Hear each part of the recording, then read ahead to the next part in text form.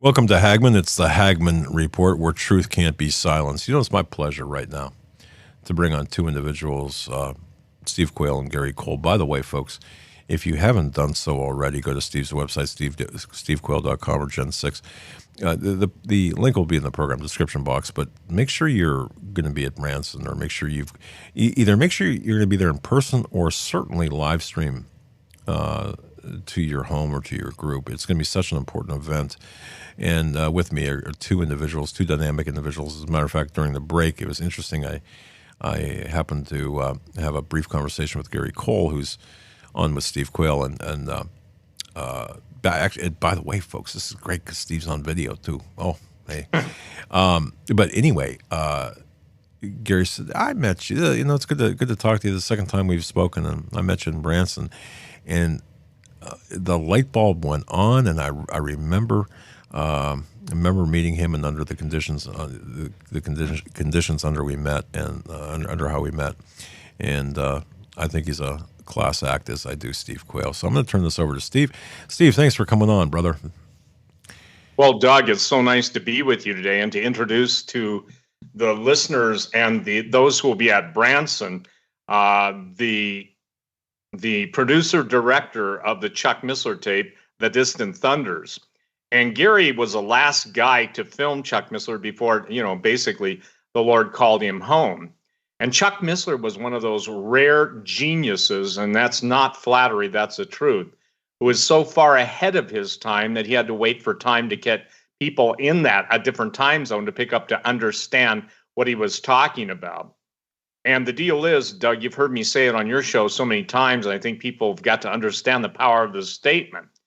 Certain content cannot be understood until the context of time or the parameters of time can help them to understand it. It's like it's hidden or veiled until the appropriate time. So Gary was directing, he was producing, and I just want you to know that this guy is a talented, even a concert pianist, and he'll be one of the speakers, and I'll let him tell about himself. We're also going to talk about the technology that Roddy Piper was presenting, not in the same form or fashion, but the idea and theme in John Carpenter's movie, They Live. Now, again, I'll let Gary introduce himself, and thank you, Doug, for hosting us. And ladies and gentlemen, you can go to the right-hand side of my website, Steve Quayle, QUAYLE.com, and pre-register for pre-order the Chuck Missler tape called The Distant Thunders. And I can promise you, Gary's capabilities and skills are so beyond what I'm accustomed to. And I think what everyone will be seeing at Branson are some trailers that are mind-blowing. Because, again, the theme of Branson is simply answering the alien question. And so with no further ado, Gary, thank you for coming on with me and Doug, and welcome to the speakers roster at Branson. So tell people a little bit about yourself. Hey, Steve, I'm very grateful to be here and to have this opportunity to talk with everybody, both you and Doug. And my background pretty much has been working in Hollywood since 1990. And I had the wonderful opportunity to work with a crew who created a movie called Terminator 2. James Cameron's crew, Adam Greenberg, Steve Schenke, all trained me in my abilities to do lighting, visual arts, animation. And when I was out there in 1990, the Lord had different plans for me. I met a very interesting guy by the name of Richard Kiel, who played the steel teeth guy in James Bond. He was 7'2", and he took me under his wing, and he just happened to know the Lord. And my goals and dreams of becoming a famous big shot director changed, and God had other plans for me. So after knowing what Hollywood was about, and I can go into that later, and understanding the underlying aspect of Hollywood and how wicked and evil it really is, I had a proposal to me through some producers that I'm not going to go into the detail or drop any names, but I basically turned down the opportunity to make it big. I value my soul more than that. And God put me into a different platform, and now I'm using my talents to fight the very group of individuals I wanted to become part of. And voila, we're here making a Distant Thunders. So it's an honor to be able to work with Steve Quayle. My background, I studied under Dr. Chuck Missler for over 15 years. My father actually got me involved with Dr. Chuck Missler because my father did a great study through khouse.org, through the Berean Call. And so we went through all of his books, all of his DVDs, and later on, around 2012, I had an awesome opportunity to work with to Chuck Missler, and to work with him and actually interview him for a documentary. I had no idea how this thing was really going to grow. So after a couple of years, we had the opportunity to actually record the very last detailed thoughts of Chuck Missler in every area. Basically, I was in the studio, and he was like, have at it. Ask me anything you want, however you want. And I was there with him for 5 hours, and then I had 2 other filming days with him. And ironically, Chuck Missler introduced me to a man back in 2012 by the name of Tom Horn. And so my background with K-House and learning a lot of the things that Chuck Missler learned was great. And now I have this wonderful opportunity to honor him through his last documentary, through this DVD called The Distant Thunders. Steve?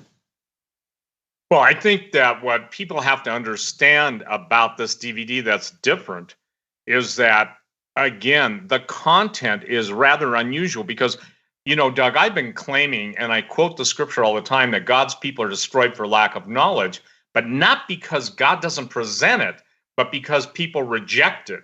And when it comes to the whole answering the alien question, there's 2 camps.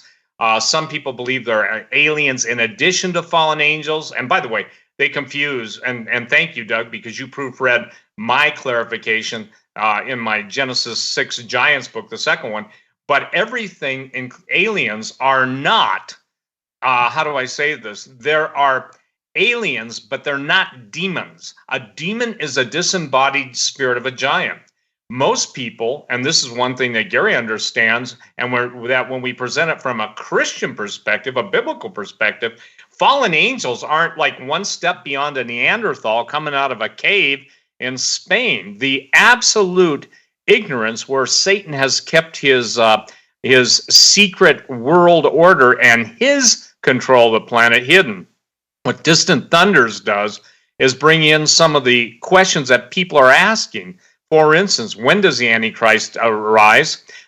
Everybody's got all these different questions, and who are the 2 witnesses and stuff. And Chuck Missler is very, very outspoken in some of these things, and I certainly am pretty outspoken too. But beyond that, the talents that Gary Cole brings to this thing are his computer graphics. So we're taking some very complex subject matter and presenting it, I think, very, and thanks for Gary's directorial ability, but in a very amazing audio and visual experience. Gary, talk just about how cool it was to be able to get the orchestra and to actually have Greg Sims, a pretty well-known, I mean, just talk about the miracle of that, because Doug, we've got a 70-piece orchestra, original music written both by Greg Sims and directed by Greg Sims of the Prague Philharmonic Orchestra. And so this isn't just, you know, basically some music that you buy for $100 a link. This is an amazing story. Gary, just tell what it costs. Technically, you don't have to tell what we paid, but tell what it costs to do a soundtrack of this caliber and who records with the Czech Philharmonic. Well, I had a chance to meet a very interesting individual by the name of Greg Sims, who is writing and composing this score, and I'm co-producing it with him. My background is a concert pianist, and I've worked in different aspects of music long before I did graphics or any kind of animation. The first film I learned the song from was a movie called Somewhere in Time with Christopher Reeves and Jane Seymour, with a wonderful soundtrack created by John Barry, who's no longer with us. But Greg and I met back in 2009, and we were working on a Christian film called The Lion of Judah. It was an animation for children. And they'd come to me to actually create music and to extend this animation. And so Greg and I went to the City of Prague Philharmonic Orchestra. We wrote over an hour and a half of full orchestrational, 70-piece orchestrated music. And as a result of that, and us bringing up the production quality, Warner Brothers distributed our motion picture. And Greg and I had a chance to go work with Conrad Pope, who was an orchestrator for 70 films. He's done all the George Lucas films, all of the James Horner films, and Zimmer and all the other guys. And Conrad Pope trained Greg Sims in conducting. So before we started working with Steve on this, we were at the Warner Brothers studios in the back lot at the Eastman Studios, named after Clint Eastwood. And we were able to work with an 80-piece orchestra there for the very song that sold Steve on doing this whole idea with the documentary. As a matter of fact, that very song that we were recording at Warner Brothers, we actually are now using and have the rights. We re-recorded it and everything for this documentary. So Greg and I are very tight, very close. Greg, Steve, and I are now creating a very powerful team. When we went over to Prague the first time, we didn't realize the significance of this orchestra. I mean, this orchestra, to record an hour's worth of music, usually on the low scale is $500,000. Hollywood will usually spend about $1 million or $2 million. And then just on the post, and I know Doug, you and Eric Patek and everybody there knows what really goes into post. They'll spend another $1 million just doing mixing on the songs. So Greg had some favors done, and we were able to swing. I won't go into the details of the prices, but we were able to swing, pulling off a full hour and 15 minutes of orchestrated music for this documentary that was performed by the City of Prague Philharmonic Orchestra that just recorded the last two Star Wars films with John Williams and George Lucas. They have a completed studio, $2 million soundboard. John, who was one of the engineers there, the mixing engineers, just won a Tony for engineering on the movie. And so we're very honored, and the Lord has blessed us with this ability to do over an hour and 15 minutes of fully orchestrated music for the Distant Thunders at a fraction of the cost. And we couldn't have done it any other way had not the Lord opened those doors. Amen. So we have really upped the quality. All my animation skills that I learned from Terminator 2 and other films out there, I've pulled no stops. We're mastering this in 5K video. I have the ability to do 3D, but I don't think anybody would be able to see it on YouTube in 3D in a nice way. But we're going to have a very powerful 90-minute documentary that's really going to enhance what Chuck really believed. Things I asked Chuck that nobody really knew. We interviewed a man by the name of Dr. Rogelio Santilli, who was a 2 times nominated Nobel Prize winner. He also was knighted by a family. And he showed me things in the lab that were just phenomenal, things I can't even talk about that go way beyond 0 point energy. And a little later in the show, we'll explain more about what he showed me about how these UFOs, meaning at least the government side of it, the TRB-3, the TRB-4, and the TRB-6 Talos, how they really hide and mask their light signature from our eyes. And Steve, I'm going to let you pick up a little more on this and give me a good segue to go into that technical aspect. Okay. Well, here's the most astonishing thing. You know, the scripture talks about in Ephesians 6 that we're pretty much, and other places in the Bible, that we fight against unseen enemies, principalities, powers, spiritual wickedness in heavenly places, dominions and thrones. And I'm on record, Doug, as you know, so many times on your program as saying it's the fallen angels that rule all the earthly puppets. These people give their power unto the beast, and accordingly, the powers of hell infuse them with unlimited funds. And one of the things that's interesting to me about Gary coming on board as one of the speakers and in presenting the isodual telescope invention, if I told you that I now understand, and so will people at Branson, so will people on live streaming, imagine when you see those things and they're readily present on Earth. And when Gary gets into how the masking works of, you know, we saw that first in Star Trek, where basically they use the word cloaking. Imagine when God strips the ability of the devil and his fallen ones to basically mask their invisibility. And imagine this. Imagine a system and a technology that also, and you guys, you got to understand, this is patented stuff. And the thing is that when you would look in, you know, into certain areas, you would see the literal demonic and evil spiritual powers that lurk in the darkness. Now, Doug, since I've been writing about this stuff, people, Christians are talking to me I get accused of everything, but look, I don't care. The accuser of the brethren works night and day. But what Gary was blessed to do, he's one of the only guys. This isn't flattery, ladies and gentlemen. There is no flattery in what I say, but I believe the Bible says give credit to whom credit's due, honor to whom honor's due, is to meet with Dr. S. and Santilli. And basically, Gary, if you don't mind, I'll let you explain the technology, because I think the concept is that imagine what's been invisible and so evil, orchestrating the earthly events. Imagine when that comes into, quote, public focus. And I don't think that even people watching us right now on your show, Doug, understand or grasp the incredible, how shall I say this, contrast that men's hearts will fail them for fear of looking after those things that have come upon the earth, that have come up upon the earth, and have come down to heaven. Woe unto you, inhabitants of the earth, because your adversary, the devil, is coming down. He's coming. They're all getting thrown out of the part of the heavens that they exist in now, but they're also going to be visible. Go ahead, Gary. Well, it's not an easy thing to really explain, because most people really don't study this aspect of quantum mechanics. Neither did I until a few years back, where I really sunk myself and dived into this aspect of critical thinking. And thanks to Dr. Chuck Missler, he was the first one who allowed me to understand certain aspects of quantum mechanics. So I'm going to try to make this as simple as possible. So I'm going to back up a little bit here and go into a little aspect of the universe in which we live very briefly. We're living within a 3 and 4D time dimensional space. And most quantum mechanics and even quantum physics will agree there's 10 different dimensions. It's still conjecturing, but it's very provocative nonetheless. For us to understand how these UFOs really hide their light signature from reaching our eyes, we have to understand how the principles of light and how our universe really works. And the only way I can really clearly explain this is through an analogy of a film strip. Now, Steve, you and I are both film guys. We've worked on film with the old film reels and the film cameras and the moviolas before this HD technology came out. And the standard running rate in a projector was 24 pictures or frames per second.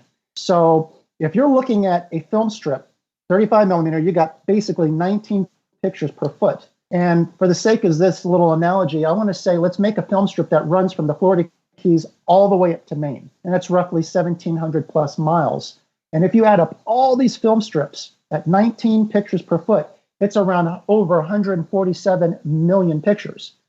So, well, Gary, this is interesting, but what does this have to do with the UFO phenomenon? Well, let's call this film strip the electromagnetic spectrum. Let's use this as an analogy. And let's state this electromagnetic spectrum covers the radio waves, the gamma waves, the infrared, the ultraviolet, and our little slice of the visible aspect of light.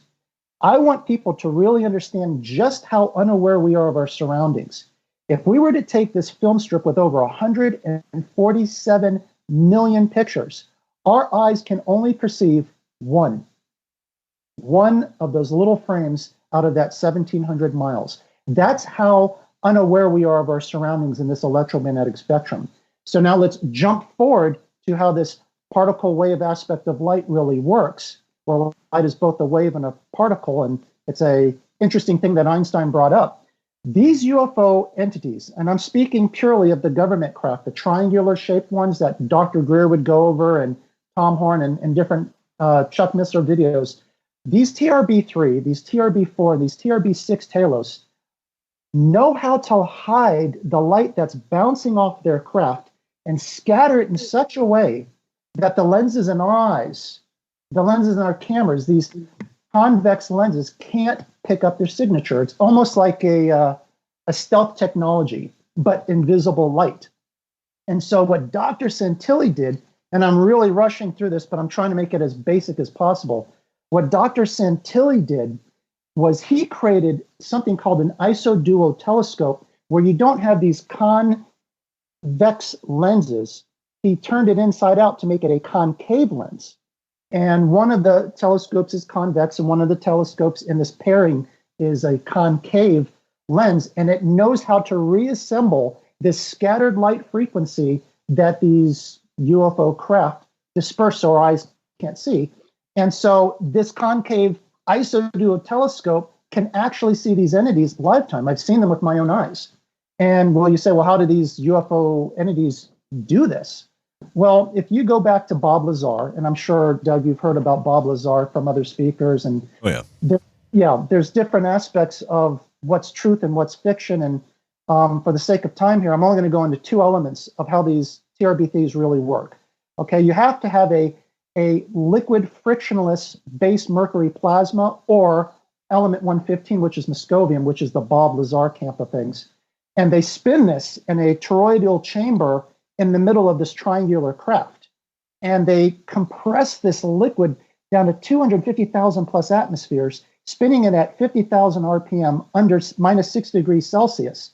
And this somehow creates a distortion field where this craft is light by 11%. I mean, it loses 89% of its mass.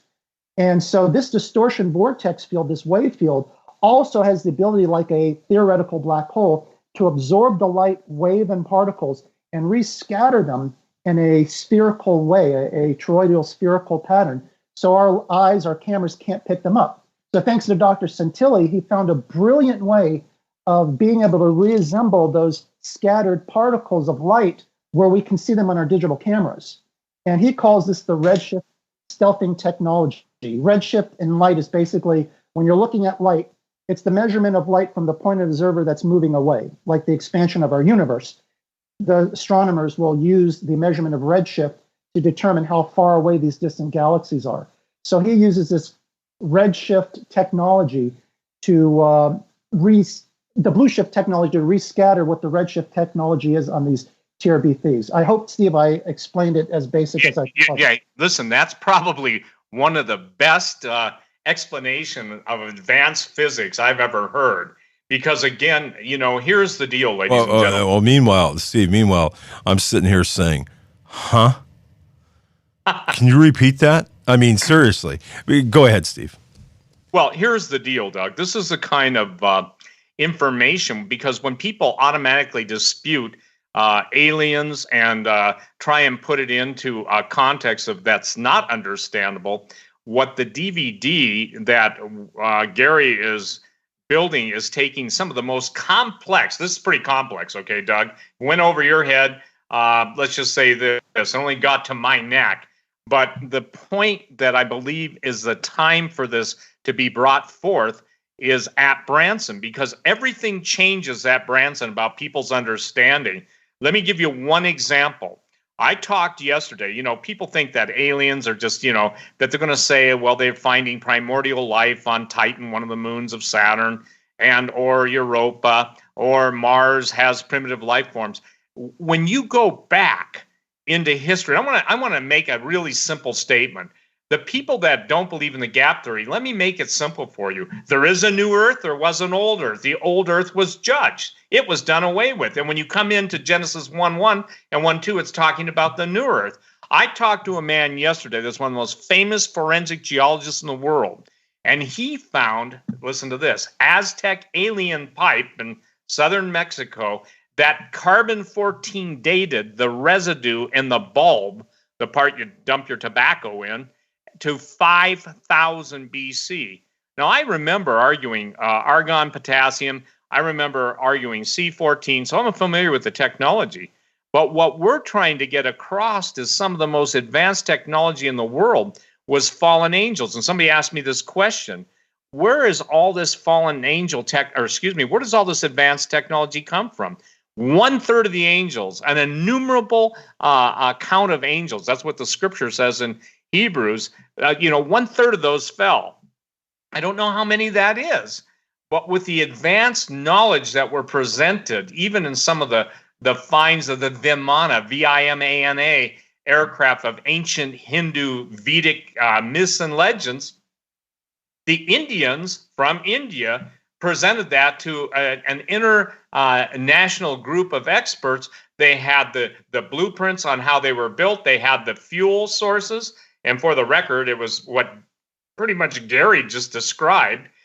They had the technical manuals how to fly it. And for the record, the Nazis had access to that too, because when you understand the Anunnaki and where they went, the ancient wisdom looking for the hidden secrets, the occult secrets of the world, They spent a lot of time in the Himalayas, and they spent a lot of time in the far, far east. So saying all that and turning it right back to Gary, how do you take a technology that most people are just learning the word quantum? By the way, I tell my wife and my kids who don't necessarily think I'm funny that they haven't developed quantum humor yet. Okay, well, that may be a cop out, but anyway, you're taking absolute historic and physical, meaning the laws of physics, and bringing them forth in Branson. Now, Michael Schratt will be there speaking about a lot of the advanced craft, but Gary's going to be there to, I believe this, to share with people, and I believe this is God's timing, Gary, and thank you,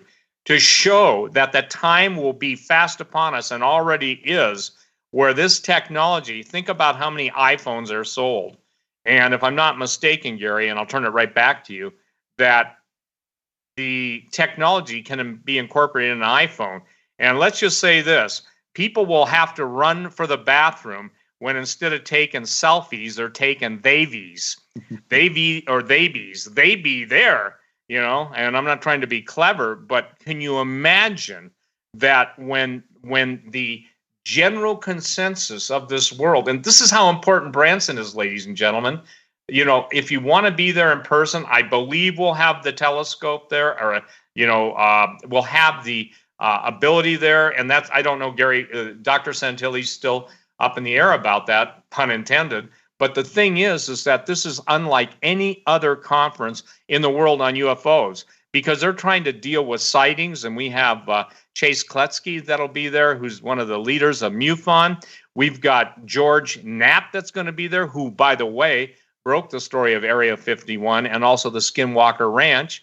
We have Timothy Alberino. We've got L.A. Marzulli. Hugo de Garis, I believe, is going to be dealing with SIPI. And this is, Gary, I'll let you explain the Planck scale, but SIPI is a search for infraparticle intelligence. To the degree the heavens explode is the same degree that you can go almost infinitely into the world of extreme smallness. So go ahead, Gary. I'm excited, okay? I'm jumping up and down. I'm excited about this because this is God's timing. And remember what I said. The content of what Gary is going to present at Branson could only be taken in the context of all the science fiction movies that have broadcasted it, all of the different technologies that are out there. And again, when you're talking 5,000 BC, you're talking about alien presence in the time that though they were smoking that pipe. And by the way, I don't necessarily think they were crack pipes. There may be crack pots, but there are no crack pipes. Go ahead, Gary. All right. Well, to help Doug and everybody else understand it in simple terms, that it's really hard to explain this in simple terms. It's a challenge. Imagine a vacuum cleaner that can suck particles, dirt particles. Well, that's what these UFOs are doing. It's like when you pull the plug off the bottom of a sink and you see the water going down this vortex drain. Imagine sand or sawdust being in that water, being sucked down that drain. This is what they're doing, the particle wave aspect of light. It's sucking it down and redispersing it in a way where our eyes, the convex lenses in our eyes and the cameras cannot see it. So maybe I should have explained it that way and that simply. But that's basically what these craft are doing and how they're dispersing their light signature.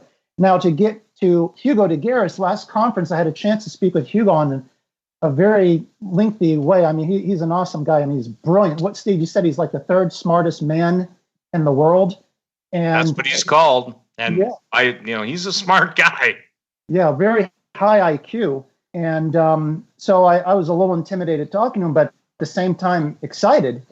And I said, Hugo, my aspect of study here is, to give everyone what my aspects of study other than Hollywood are. I've been studying neurology for over 16 years under Dr. Carl Pribram. And he developed a model called the holonomic brain theory. And to make it simple, it's your brain and your consciousness is working like a hologram. So I told Dr. de Garis, I said, look, we're trying to create a quantum computer that works on a qubit. You have a normal bit, which turns on a 1 and a 0, like a light switch.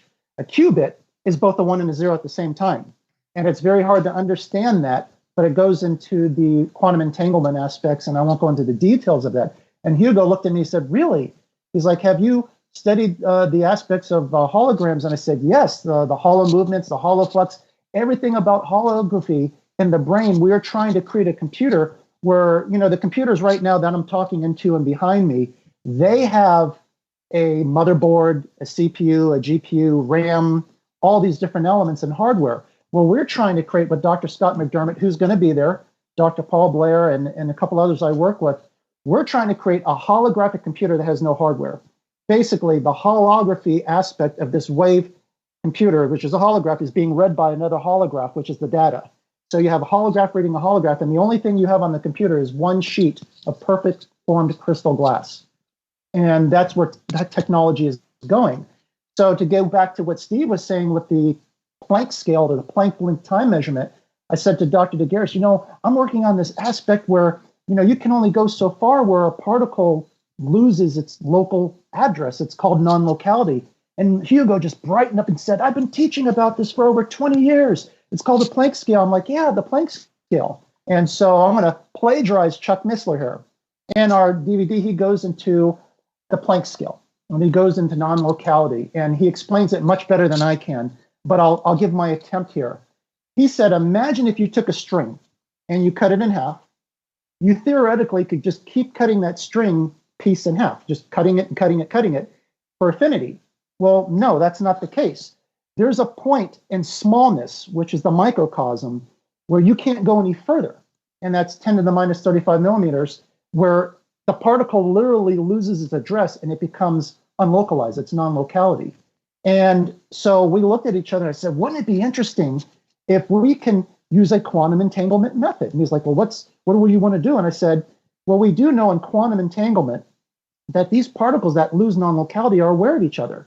If you have one particle fly off in one distance that's positively charged, and another particle fly off in one distance that's negatively charged, and they're entangled, they could be a billion light years apart. If there's such a thing, they could be billion light years apart. And when one changes, the other one immediately is aware and changes in conjunction to that one. So we conjectured and said, well, what if we made the positive a 1 and the negative a 0, and we could somehow instantaneously transfer data signals of ones and zeros without any delay? And he's like, we got to talk more about this. And so he went into his aspect of using that holography and those different aspects of quantum mechanics to create his AI. And Steve, he created a book called The Artilect Wars. I think it was in 79 or 81. Absolutely. Yeah. And he brought to, I'll never forget, he was talking to a person over at the conference, and the person asked him from Skywatch TV, he said, so what are you going to bring to the conference this year? And Hugo said, gloom. Yeah, and thank you for sharing that, Gary. You made me feel very good for the day. Yeah, and he's basically warning us about this technology, this dangerous, this intelligent technology, as he would state it, will surpass that of humans and overtake us. And Steve, didn't he ask the audience a question about the chip in the brain? Can you go into that? Right. One of the questions that Hugo asked when he speaks to his peers about how many people want to be enhanced humans, where they would have 1 billion times more intelligence or 1 billion times more effort and basically live forever and be gods, every single one of the people in his group of scientists raises their hand. There's my hand. When he asked all the people at Branson, which were, 2,700 people present, how many people in that audience would want to do that? I think there were only 2 hands raised. And so those were the 2 probably, intelligence agents that, have been sold the lie. I'm sure there were more than that. But the point is that you've got, and I told Hugo, my exact words were, Hugo, the reason you came unto your own and they received you not is because they seek to be God, and they bought the oldest lie in creation. Knowing good and evil, ye shall be as God. And he was flabbergasted. You remember that, Gary? And Doug, you were there. You remember how totally taken back he was by that? Oh, yeah. He even talked about that at Pastor David Langford's Hickory, North Carolina conference. So what we're trying to do, and again, with this True Legends conference, is bring together, and by the way, just FYI, there are Christians there are non-Christians there. But what we're bringing, meaning in the speakers, we're bringing, I would say this, one of the most defined and well-researched cross-sections of what we're facing literally in the months ahead. And here's what I've learned, and Gary, you've seen this too.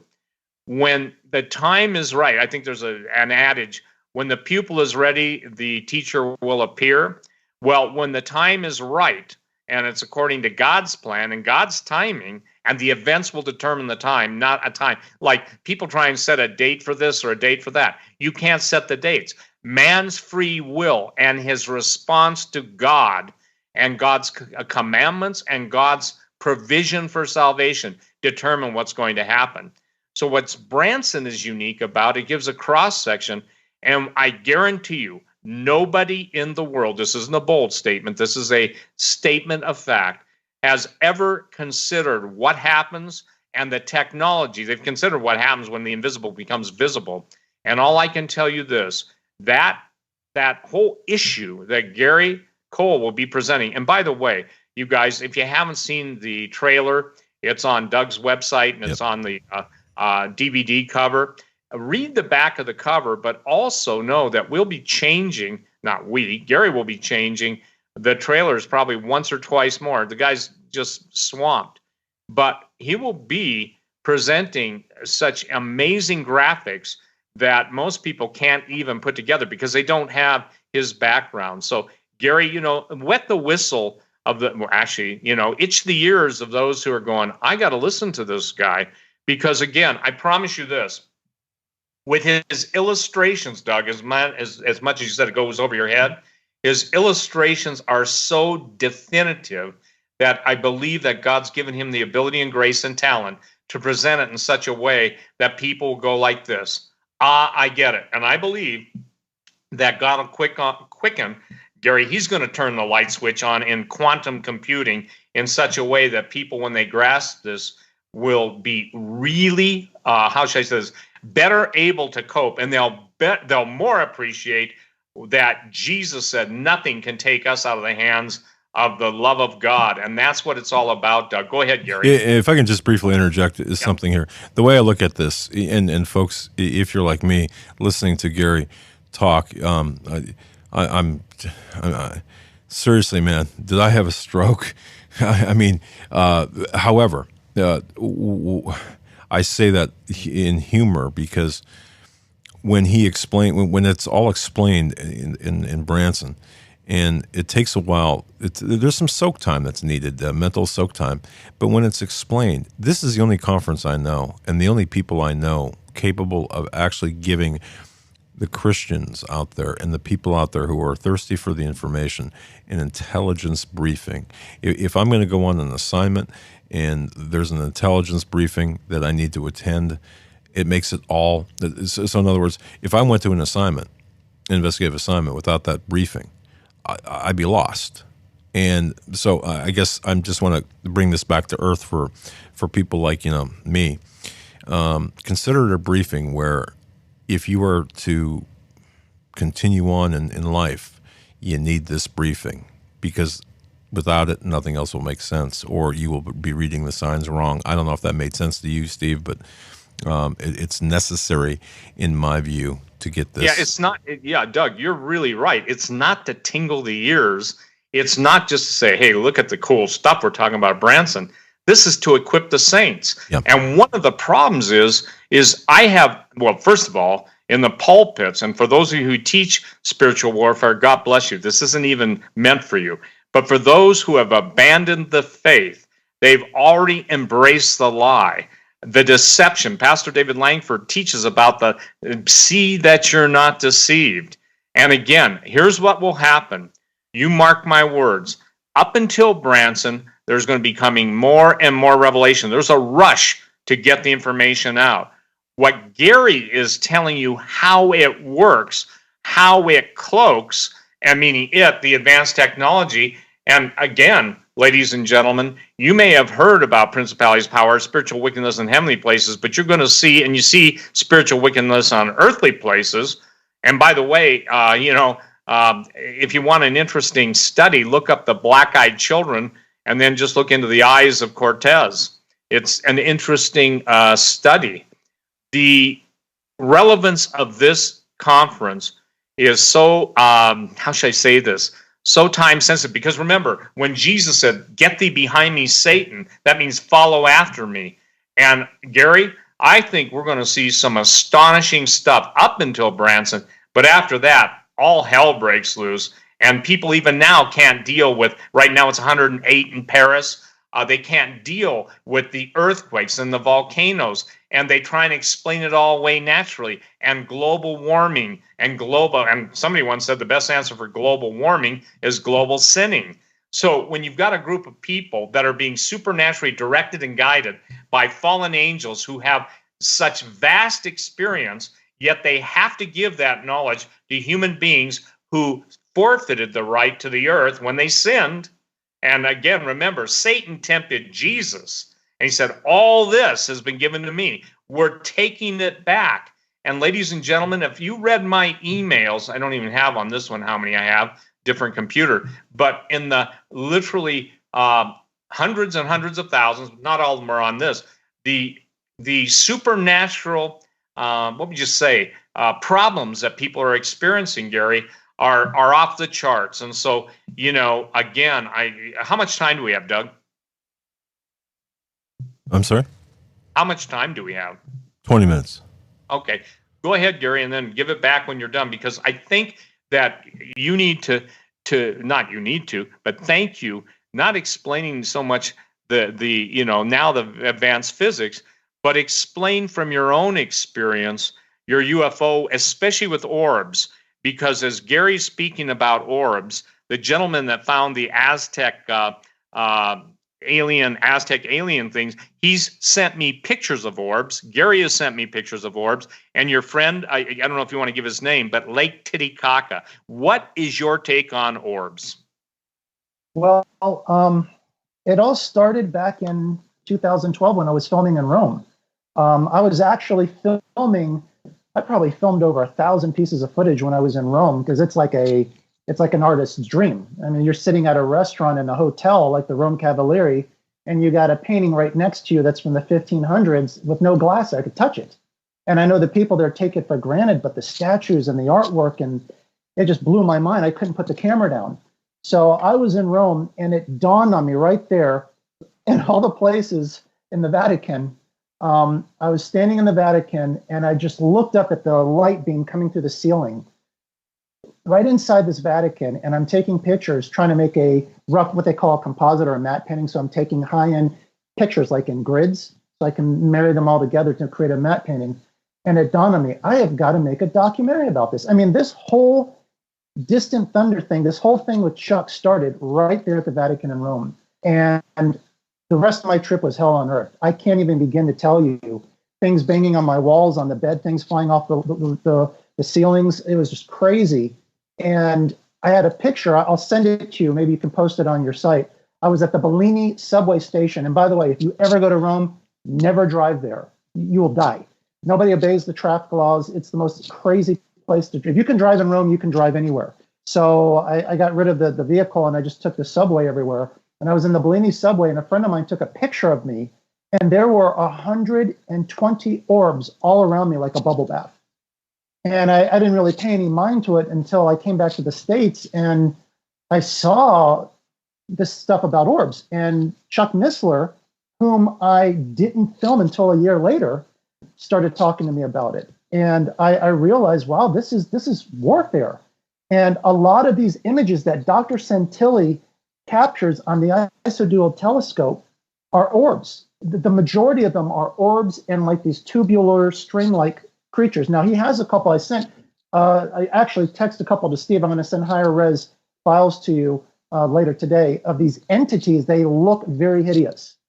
And they operate within a plane of this electromagnetic spectrum we can't see. And thanks to his telescope, I have to tell this.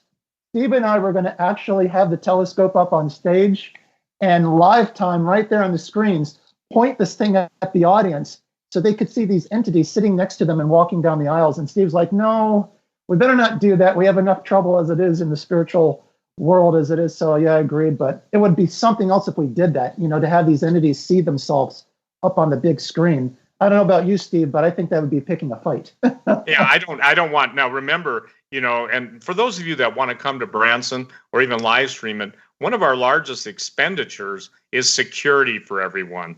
But, Gary said, well, let's hook up a VR headset and I'll just put on the headset and start looking around. And I said, as he stated, I don't think we should do that. But the technology, Doug, the actual images will be shown. And some of you remember seeing in the World Trade Center when it was bombed, 9/11, do you remember seeing there were actually people that filmed entities, and I don't know if it was a dust in the air or if it was a radioactive particles or whatever, but they actually had like gargoyle-like creatures that were fleeing, and people are seeing it in the clouds and some of the worst and violent storms now, and it's not looking for something, it's so apparent. So Jesus said there'd be signs and wonders in the skies. So what is important for everybody, by the way, even now, Dr. Santilli's old, he's 85, and he's asked Gary and I to basically take over the technology, and neither one of us have the money to do that. It's like 7 figures, but if anybody's interested, Gary will fly or fly you down. We'll fly you down to Florida. So we're looking for real investors. This isn't a pitch for that, but basically we want to make sure it stays in quote unquote good hands and not somebody's evil hands. I think you can understand why. We hope to make the technology available really inexpensively, a couple $100 for all the cell phone users. Because I don't know all of God's, I can only know what the Lord reveals to me. Same thing with Gary, same thing with you, Doug. But in a composite way, good word, that's what you do, Gary, in post-production. We're given all these different pieces by all these, different speakers, by all these different scientists. And at some point, they all coalesce. And as they coalesce, the ramifications of the evil that's invisible and the evil that's not, but there's another aspect to it, ladies and gentlemen, and this is what excites the both of us. There's the good aspect. Now, I don't know what God's going to do to cause the angels of the Lord to basically be present and people to see them in identifiable form, but you don't have to worry about being left without a witness. Gary, just talk about the 2 witnesses and why this is important in the DVD. I don't think there's any more misunderstood biblical passage than that. Well, you're looking at this time in Revelation, Daniel, and Ezekiel, which are the eschatological books. Eschatological meaning of end times, of end days, prophetic calendar, that people call the 7-year tribulation, the time of Jacob's trouble, or the 69th week of Daniel. And many movies have been made of this Antichrist, like The Omen. We have the 666 mark. And there are many different views about when this rapture is supposed to take place. If you have this 7-year period on a linear timeline, I'll put this within the scale, and this is the beginning and this is the end, it's divided by 3.5-year mark, which is called it's divided by a 3.5-year mark, which is known as the abomination of desolation. The times where it's made desolate. And these 2 witnesses basically come into the scene right at the beginning of this 7-year period. And their whole point is to testify for 42 months, which is 3.5 years, of this coming Antichrist. Now, you got to understand, Antichrist does not mean against Christ. It means in place of Christ. He is going to pose himself as Christ. Now, after going through this amazing book by Tom Horn and Chris Putnam, and it's weird, it's a small world. I met Chris Putnam many times at Liberty University, where I went to school. He got his master's at Liberty University, and Chris Putnam is a very interesting guy, and him and Tom Horn wrote this book called Exo Vaticana. As a matter of fact, Chuck is talking about it a lot in our documentary. Very thick book, very many pages, very quoted, it's very reliable. But this book is going into this aspect of what we believe is going to be known as the Great Deception or the Great Delusion that's spoken of in 2 Thessalonians chapter 2. And Gary, I just want to let people know that if people search our channel, they can get that interview. I interviewed Chuck Tom and Chris together about Exo Vaticano, and in fact, I think Steve was there too. at least in one of the interviews. So thank you for that, and we'll bump that up accordingly. Go ahead, sir. All right. So these two witnesses basically answer Steve's question, are here to warn of this coming deception, this coming Antichrist, whomever he may be. Now you have three figures, which I personally believe the 666 is the Antichrist, the false prophet, and the beast that he's going to give life to. There are conjectures as to what the beast is. It's a holograph. Is it a real image? Is it some kind of transgendered, mutated clone? We don't know exactly. But what this book goes into is what these Catholic astronomers out at Mount Graham saw. And Steve, correct me if I'm wrong, but they have this it looks just like the ISODUO telescope, but it works within the thermographic and infrared basis. They call this thing the Luciferian or Lucifer telescope. Lucifer telescope. And the telescope, they are looking at this armada that's coming here, and this armada is so vast, I mean, it blocks them from being able to view the heavenly bodies at times. These UFOs get in the way. But it's so huge, and it's coming here towards Earth, that the Vatican is scrambling, trying to rewrite the Bible to the point where they believe they can baptize an alien. And it's Chuck's belief. Steve, I know you've talked about this, even Tom Horn, and it's possible. It's a conjecture nonetheless, but it's very probable that these UFO entities are going to mask themselves as these beings of light. We got our religion completely wrong, and they're the ones that made us or seeded us from an earlier trilobite and grew us, like these movies like Prometheus and all these other movies that say that, they created us from nothing, ex nihilo, out of nothing. And this enlightened one's going to come and say, I'm the true Messiah, or however he's going to present himself. And if you take this mark, this is the deception, this is the catcher. If you take this mark, we'll make you look young again. We'll give you 500 years of life. We'll give you a 300 IQ. You will be enlightened like us. All you got to do is take this mark. It will literally change your DNA structure to what these entities are, where you are no longer able to be saved because you're no longer human. Christ did not die for the aliens. He did not die for the fallen angels. He came and died for humanity, our sinful humanity. He was the first Adam, the second Adam that came in perfect form and was the perfect blood sacrifice. So they're going to say you don't need him. As a matter of fact, if you don't take this mark, you're going to be looked at as a terrorist because this is a great thing. They're going to solve all of humanity's crisis, bring peace. It's not going to be a real peace. It's going to be a short peace. They're going to solve world hunger. So this is going to look like on the surface level like a very good thing. And the Christians are going to look like terrorists because they're saying, no, don't take this mark. You'll be damned for eternity and we'll end up being killed for this. So going into these aspects of Actio Vaticana, these astronomers are corroborating with their actions everything the Bible is saying. And Steve, don't you find that very interesting? Well, I do. And Gary, let me step in a minute too. Most people cannot put the appearance of Antichrist when he physically appears and the two witnesses together. Now, you're talking 7 years, and here's the deal. We have to have a world war, and the Illuminati knows this, and that's why they're pushing. That's why you're seeing it before the man of peace can appear. Now, you can have everybody out there trying to bring peace, but the war is necessary. The war is necessary so that he can come on as the savior of mankind, not the destroyer of mankind. So I say this, and I want people to understand this. I don't believe in a 7-year period of tribulation.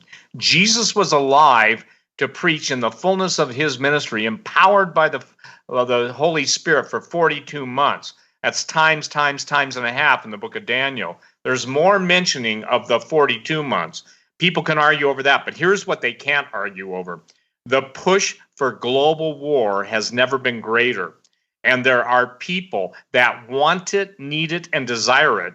And those people are the secret rulers of the present age, pushing human beings to that point of brink. Look at where we know there's going to be wars and rumors of wars, famine, every kind of thing. But when the day comes that World War III comes on the scene and there's chaos, and I don't know, Gary, Doug, I don't know if that's 60 days, 90 days, or however long it is. But when the Antichrist appears, remember, he's a supernatural evil entity.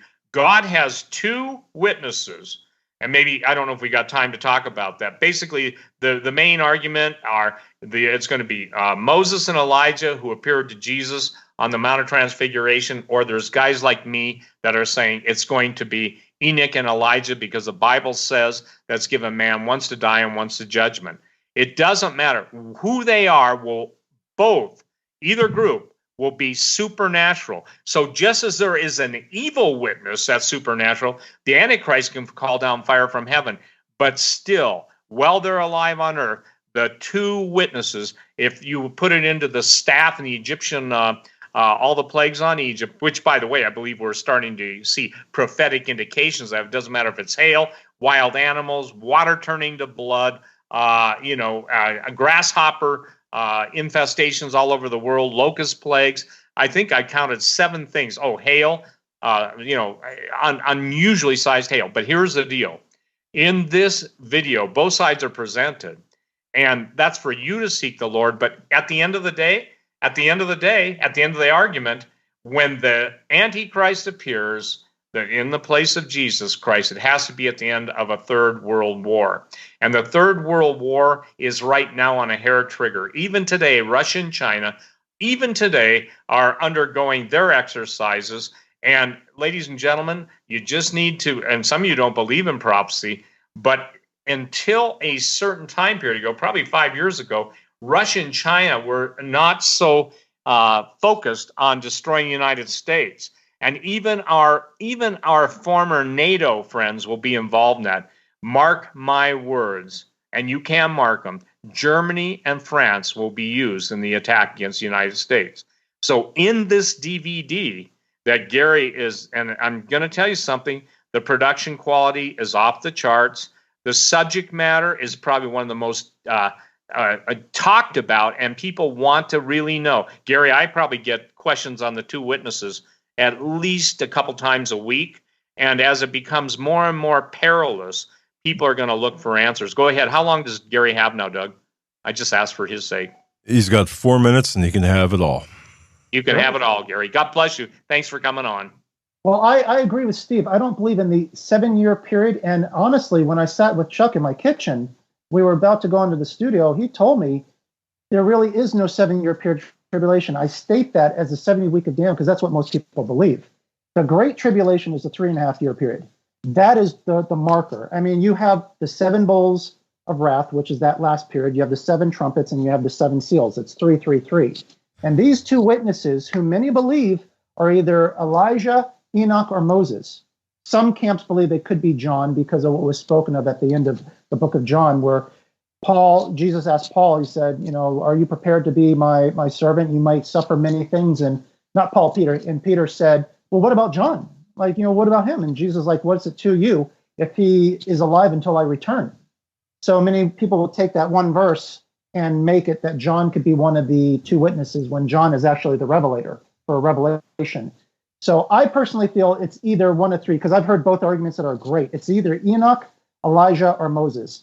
I tend to agree with Steve on the fact that it's probably more of a reliable fact that it's Enoch and Elijah, because after, it's only appointed a man once to die, and after this, the judgment. Chuck Missler would state, well, that doesn't really matter, but they give 2 interesting points of views in this documentary, and these are 2 literal men. I've heard arguments where they said, it's the church age, and it's the new Jews plus the church group. It's not. 2 people actually die in the streets for 3.5 days. The world hates them and actually gives gifts because these 2 men are dead. And on the 3.5 day, interesting that it's just like Jesus Christ, who was dead for 3.5 days, they rise again. And on the 7th trumpet in Revelation 11, a voice says, come up here. And they are taken up in the clouds. And the Greek word for the clouds is not your traditional word for clouds. It means multitude. And as Chuck would say, isn't it interesting that this could possibly be the harpazo, the revelation? I'm not saying so, but it's provocative nonetheless. So we give these different points of view so you, the audience, have the tools to go and continue your own research and to be armed with what is coming. Folks, this is such a great deception. If you're going to rely on your knowledge, forget it. You don't stand a chance. It states very clearly that if it were possible, this coming delusion in 2 Thessalonians is so great that the Lord himself is going to send that if it were possible, even the very elect might be deceived. So we're trying to make a warning here with Chuck, with Steve and myself and Dr. Santilli. Folks, wake up. These things are real. Some of them are, yes, government. And Steve, I'm going to add, Doug, how much more time do I have left? A minute 50, and I just want to interject one thing. I don't know about our audience, but I'm listening to these guys. Okay, I want them, whatever they're saying, because my goodness, holy cow, knowledge. Go ahead, sir. Minute 45. Go ahead. Okay. We do know that the only way you can avoid this deception is by repentance and giving your life to Jesus Christ. And we know that this time of Jacob's trouble, Steve, wouldn't you agree with me that we're right at the door? I mean, this could be the time of the Psalm 83 war and the Ezekiel 38 war. Absolutely. I don't think we could be any closer because, again, two things real quick. When I saw the panorama of history, God told me two things would be in the headline, and tribulation, not the Great Tribulation, would start. And that's cannibalism fills the headlines. And if you've gone to my site or other sites, seeing Katy Perry talking about how good it is to eat human beings, and the major volcanoes of the world going off at the same time. And ladies and gentlemen, it is my contention that we have entered into tribulation, but the Great Tribulation starts after World War III. Folks, I have to turn off my computers for a second. I got a major lightning hailstorm going on here. Gary, thank you. Thank you. Yeah, I felt that thunder and lightning, or I felt that thunder right through my spine, Steve. That was something. That's a sign, I think. I don't know. But Steve. Well, it is. That's why it's seven thunders. Don't you think it's interesting, the distant thunders? And Gary has to sign off with the thunder. And I believe that Celeste, who, by the way, has written one of the finest group of articles on my website. Just go, go in my search engine and look up the thunders. Doug, this is a very important show. Thank you so much, brother, for making this available. 1,926 episodes, first time on video. Thank you, Steve. God bless. Good night, everyone.